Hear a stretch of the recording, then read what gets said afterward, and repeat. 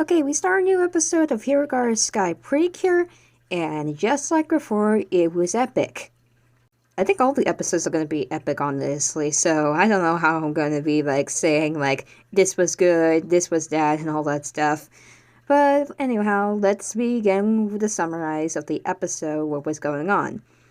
So, the episode began with Mashio writing a letter to Akiha, who's apparently not living with them actually, just is still in the other town that she moved to with her parents. And so they're still writing letters to each other, and I'm wondering when Mashio says that Akiha can come and live with them might mean something about Akiha moving in soon. But then Mashio also said in the letter to Akiha that Sora has been having nightmares. And these nightmares are revealed through Sora's dreams that we see that she as Sky and there's Prism are running away from a monster, and Prism gets hurt and Sky's unable to save her, and she wakes up from that dream. It seems that Sora is afraid of Mashio getting hurt. And this is prevalent as the episode goes on, as she keeps on wanting to be able to go back to Skyland after they talked with Yo-Yo, who explained about a legend of Precure and the former Skyland princess who prayed for these dark entities that attacked Skyland to stop and someone to save them, which turned out to be the Precure.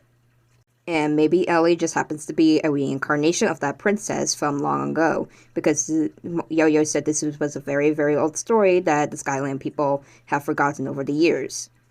So there's all of that stuff that's there, and as Mashio is hanging out with Sora, Sora tries on ignoring her about what she's feeling when Mashio tries to press on about what's going on.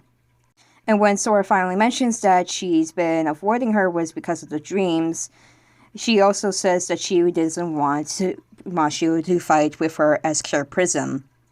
I also been seeing during this episode that they've been there's two sides that are showing them being apart from each other, with Sora on the other side of this crosswalk, and Sora and Mashio on the other side of the crosswalk. This also translated during the battle scene, and we'll get into that later. We also seem to hear the main antagonist's voice, and I was sort of right. Technically I was right that the evil main antagonist is going to be a female villain, because we already had a male main antagonist in Delicious Party, so it makes sense for the female villain to show up, because I noticed that that's a pattern with the main villains for each season. So they will be male, then female, male, then female. So I think that's a good thing. Although we didn't see her, we did hear the voice talking to Kapitan, who it was at his last breath with those cures. And oh my god, they got worse. When he summons the Ramberg with a train, and oh my god, what the heck happened to him? He's all skinny and bones. It's terrifying. But yeah, Sora transforms into Cure Sky and decides to fight the Ramborg of the day on her own, leaving Mashio with Ellie. But Mashio wanted to go help Sky, and it also turns out that the little magic the baby carriage that carrier that Ellie is in can also let her fly. Well, it can fly on its own, and Ellie can sit in it and fly around. So that's neat, and it also made a flashback to when Yo-Yo said how this would come in handy. I like how they do that. They bring up previous episodes and how they can relate to the current episode right now. But Mashio transforms into Cure Prism and goes and tries and helps Sky, as Sky is still scared and shocked that Mashio is still trying to help her, and she won't even call Mashio by the Prism name because of that nightmares she's been having, and of Mashio getting hurt. This took to some like running around, and it also reveals more of why Sky doesn't want to Prism to fight with her. And it turns out that Mashiro is her only friend because when she decided to train to be a hero, she didn't have time to make friends, and so that means Sky was her only, up in Prism was her only friend all the time. The only friend she ever made. And she doesn't want to lose Prism over that. But during when it came to the climax of the battle and everything like that, Prism says that there was like no other words of like saying like, because as they were running, she was like saying like, how about like I stop being your friend and we can be like partners instead, or a duo, or a pair. But then she ran out of words to say what could be else than friends. And then we get to the scene where, like, it did it again with having them on across two buildings this time, with Prism holding Ellie and looking on at Sky on the other building, asking her this. And then finally Sky accepts when she realizes what Prism's words mean. And together they fight Kapitan and the trained Ramborg by using the new attack that is formed by Ellie, Updraft Shining.